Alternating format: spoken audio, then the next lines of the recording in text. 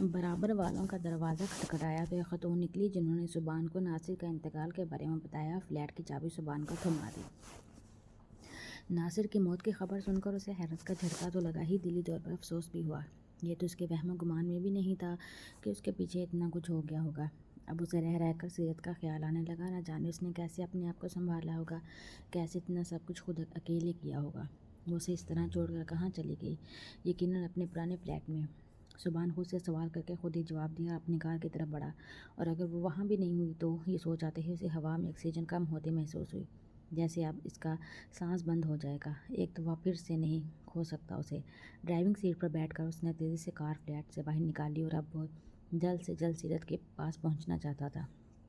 اسے واقعی میری کتنی ضرورت ہوگی، یہ سوچتے ہوئے اسے ایک بار پھر افسوس ہونے لگا۔ سبحان نے کار کی سپیڈ مزید بڑھا دی۔ بہروز، یسریٰ، میں تم دونوں سے کچھ بات کرنے آئی ہوں۔ تھوڑی دیر پہلے ہی بہروز کو یسریٰ نے چینج کرایا تھا، تب بھی فرح ان کے بیڈ روم میں آ کر کہنے لگی، ہاں جی آئیے نا، کیا بات ہے؟ یسریٰ نے فرح کو دیکھتے ہوئے پوچھا۔ فرح بہروز کے سامنے کرسی پر بیٹھ گئی۔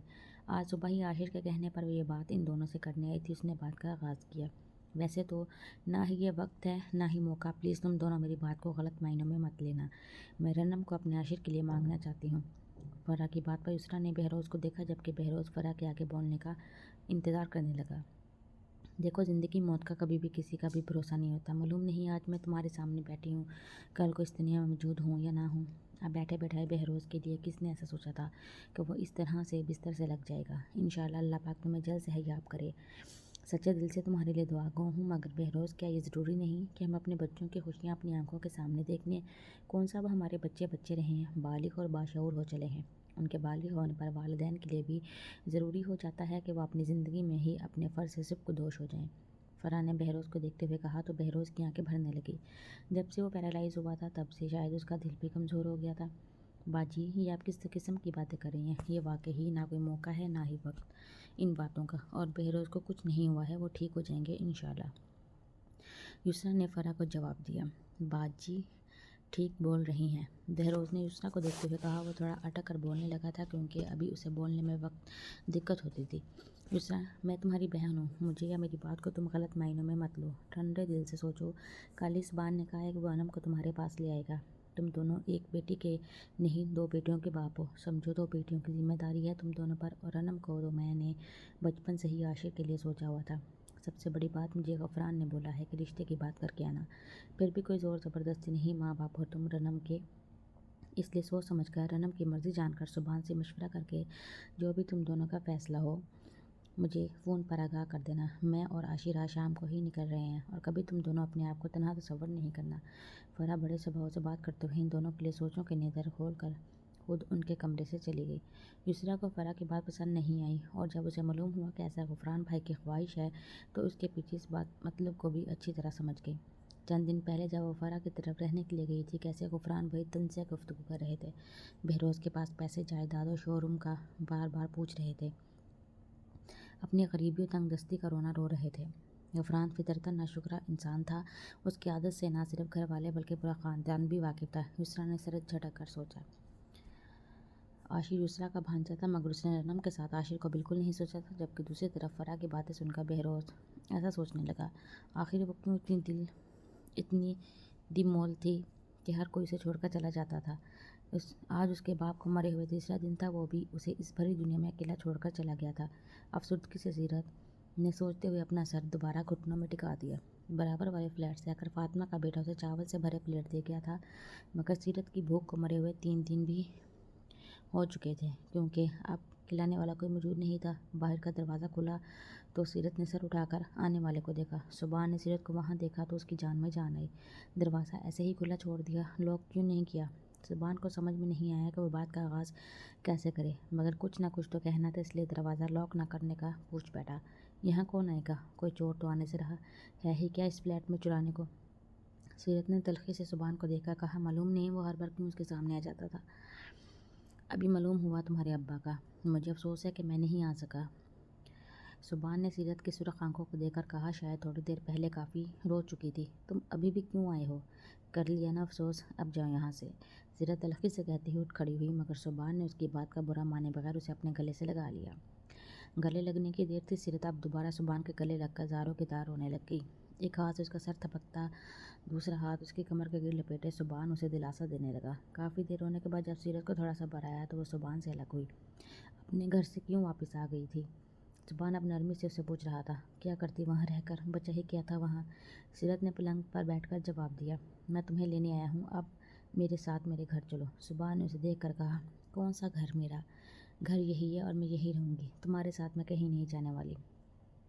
سیرت نے صاف انکار کرتے ہوئے کہا، بیوی کا اصلی گھر اس کے شوہر کا گھر ہوتا ہے، تم ابھی اور اسی وقت میرے ساتھ چلنے والی ہو میرے گھر۔ سبحان نے اسے اپنا اور اس کا رشتہ واضح کراتے ہوئے ایک لفظ پر زور دے کر کہا، شوہر۔ مجھے جب اپنے شوہر کی ضرورت تھی تو میرے شوہر کو میری رتی برابر پرواہ نہیں تھی۔ سیرت نے طنزیہ مسکراتے ہوئے سبحان کو دیکھ کر کہا، تمہیں اندازہ ہے تمہارے وہاں سے جانے کے بعد بابا کو کتنا صدمہ پہنچا؟ کل رات میں انہیں ہاسپٹل سے واپس گھر لے کر آیا ہوں، پیرالائز ہے وہ 3 دن سے۔ میں کتنا پریشان تھا تم اس بات کا اندازہ بھی نہیں لگا سکتی۔ سبحان اس کے طنزیہ لہجے کو اگنور کرتا ہوا اپنی صفائی دینے لگا، جسے سن کر سیرت ایک پل کے لیے چپ ہو گئی۔ جب میرا باپ مر رہا تھا تو مجھے تمہاری ضرورت تھی، مگر تم اپنے بابا کو دیکھتے ہوئے بیوی کو تو کیا پوری دنیا کو بھلائے ہوئے تھے۔ اس نے ایک دفعہ پھر سبحان پر طنز کیا، غلط بات مت کرو، مجھے اس وقت تمہارے ابا کی ڈیتھ کا علم نہیں تھا، نہ ہی تم نے مجھے ایسا کچھ بتایا۔ آپ کے بعد سیرت کی طنزیہ گفتگو سن کر سبحان کو بھی غصہ آنے لگا۔ جب بھی وہ بولا، تو تم نے کون سی میری کالز ریسیو کی؟ ویسے میرا میسج تو پڑا ہوگا، خیر یہ تو اب فضول کی باتیں ہیں۔ اب تم مجھے صرف اس بات کا جواب دو، تمہیں اپنے ماں باپ کے ساتھ رہنا ہے یا بیوی کے ساتھ؟ کیونکہ یہ تو طے ہے میں تمہارے ساتھ کہیں نہیں جانے والی۔ سیرت کھڑی ہو کر اس کے مقابل آ کر بولی۔ سبحان اسے حیرت سے دیکھنے لگا، کیا فضول بکواس کر رہی ہو تم؟ دماغ خراب ہو گیا ہے تمہارا؟ اب اسے سیرت پہ غصہ آنے لگا۔ آپشنز تمہارے پاس موجود ہیں، چوائس تمہاری ہے، تمہیں اپنی بیوی یا ماں باپ میں سے کسی ایک کو منتخب کرنا ہوگا۔